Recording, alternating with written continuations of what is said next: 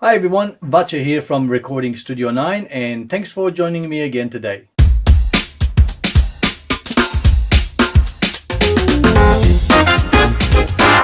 The Behringer's UFX1604 has a mode that allows you to connect a USB drive at the back of the unit, set it in its standalone mode. That means it's working as itself without any computer or laptop connected to it via USB or Firewire, and using the controller on board, you are able to record all of its 16 channels as individual WAV files on the USB drive. In this video, I'm going to briefly explain how that actually works, what controls and features you have, how you would record on your USB drive, and then afterwards we're going to have a look at the drives on my laptop to see what format and how it actually all recorded and how it actually the file system is. Now, as I mentioned, the UFX1604 supports connection to the PC Firewire or a USB 2 connection, but it also has a standalone mode. You put the switch into the standalone mode and then you can plug in a drive, a USB drive right there. That allows you, when you turn it on, once you put the switch in, plug the USB drive, turn the power on, it goes into a standalone mode, and then you can use the controller to actually control the recording and the playback of all of its channels onto the USB. Now, for the USB drive connection, Behringer recommends to actually have external hard drive, something like this. USB 2 or USB 3, I believe it is a USB 2 drive there, so whether USB 2 or USB 3 will work, but you're better off with USB 3 these days. But some people also want to use the USB thumb drives.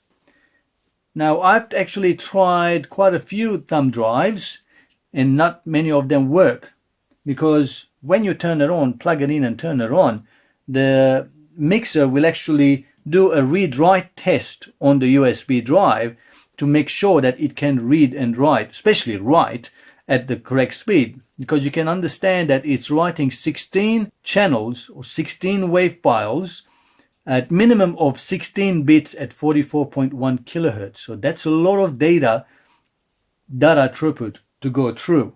Now, USB 2 definitely will handle it, but thumb drives, though they can read really quickly, but writing speed is very slow, unlike the actual physical hard drive USB drives.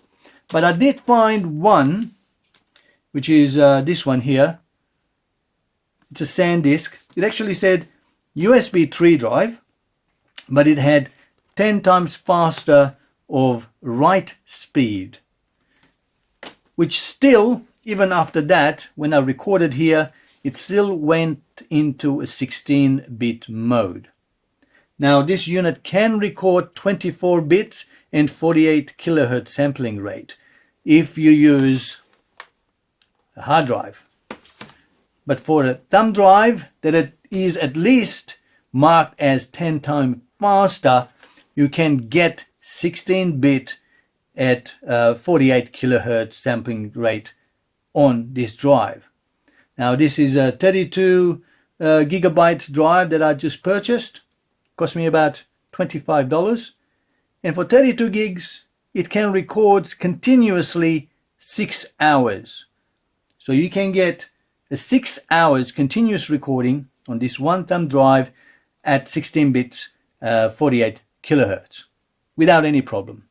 Now, on this drive, there is already recorded 2 hours of continuous recording from this device for my testing purposes, and we're going to have a look at what the file system looks like. So to make it work while it's powered down, if you get a brand new one, you plug it in there, you turn it on, it will go into standalone mode. It will recognize that it's a new drive and most likely ask you to format it. And if it doesn't, then I suggest you format it as well, because this unit works under the FAT32 and not NTFS. And these days, most thumb drives or even the external drives are NTFS formatted.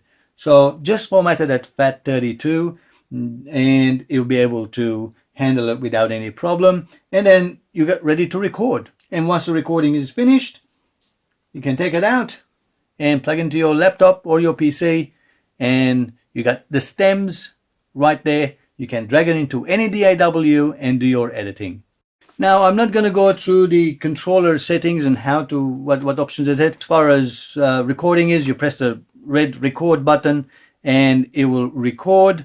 And other than that, you can get the manual, and in the manual that I've just printed it here, how to set it into a standalone mode, and you also get all of the functions and the messages that you get and how to use it. It's right in the manual, which is in the box, or you can even download it from Behringer's website. There's not much there other than setting the sampling rate, and every time you start to record, it'll create a new folder, and then that's your new song.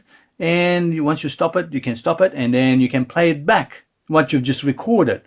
Except it plays back channels 15 and 16. So wave files 15 and 16 are the only ones that get played back. And there is a reason for that, and it's quite useful as well, which I probably talk about in my next video when I talk about the actual unit and how to set it up for recording. But for now, let's plug that into my laptop and let's have a look what file format and how the file structure is set up.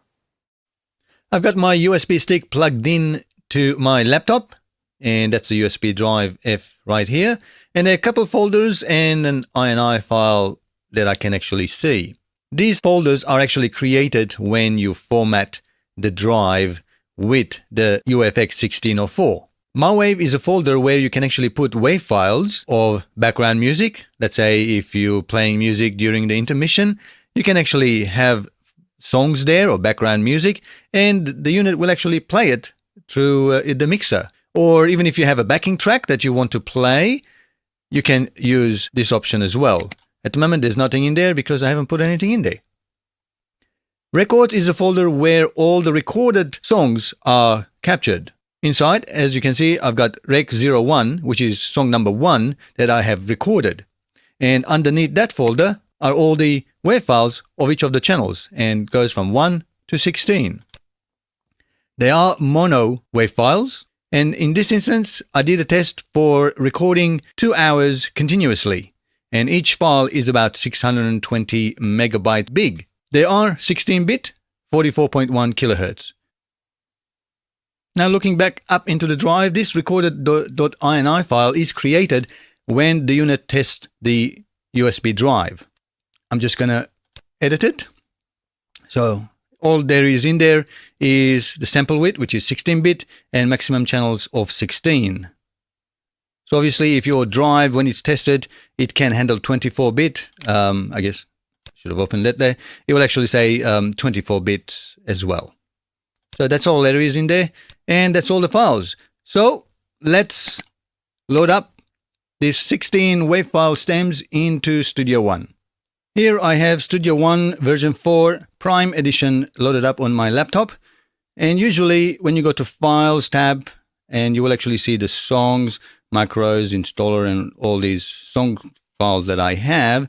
If you want to browse to files, you click on Files. That will take you to your hard drives, so your desktop and so on. So right at the bottom, then my removable drive and records, record 01, and all 16 files underneath. I'm going to click on the first one, hold the shift key down, and then click the last one, select all of it, and then I can drag that into Studio One. So now it created 16 channels and 16 tracks, and there we go. So just let's minimize it. If we go right to the end, you can see it's change that into seconds, 2 hours. There we go. You can see channel 15 and 16 are my left and right stereo main output. And this is my channel 1, anything. There was nothing much connected other than channel 1. So that's how we can actually load the stems into our project. You can see there's some voices there. USB is still saying time remaining R99, so I guess you can keep recording for hours. So that's the voice that's been recorded? Yeah. Anyway, by the way, microphone. I still have the cover on the microphone. May not make much difference. Yeah, I'm just blabbing on, making sure that it's working. But other than that, it's all nice and clear. All the other channels are nice and clear. Now, to find out exactly what the actual recorded material is, we can go to the pool. We can click on channel 1.